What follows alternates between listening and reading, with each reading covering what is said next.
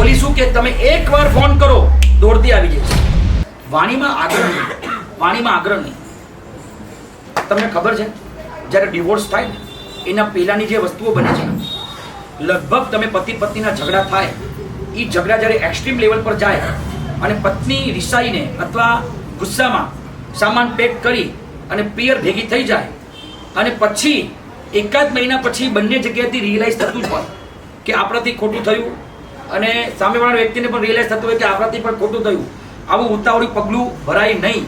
ઝઘડો શાંત થઈ ગયો, મનમાં સમાધાન આવી ગયું છે, છતાં બી 4-6 મહિના કે 7 મહિના જે ખેંચાય ને એ કઈ વાત પર ખેંચાય ખબર છે? આગ્રહથી.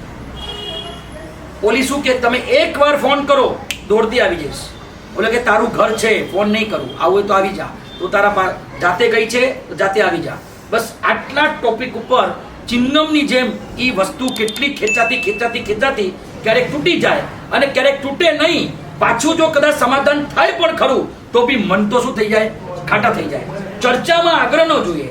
હું ઘણીવાર કહું છું સંબંધોમાં, સામેવાળાને એવું આપણે બોલીએ તું ખોટો જ છે આવું બોલવાની જગ્યાએ તમે જો આવું બોલો ને, કદાચ મારી ગેરસમજણ થઈ હોય એવું લાગે છે, કદાચ મારી ગેરસમજણ હોઈ શકે અથવા મિસઅન્ડરસ્ટેન્ડિંગ હોઈ શકે, આવું બોલીને જો જવાબ દઈ દો, મને કહો કયા સંબંધો તૂટે, કયા સંબંધોમાં તિરાડ પડે?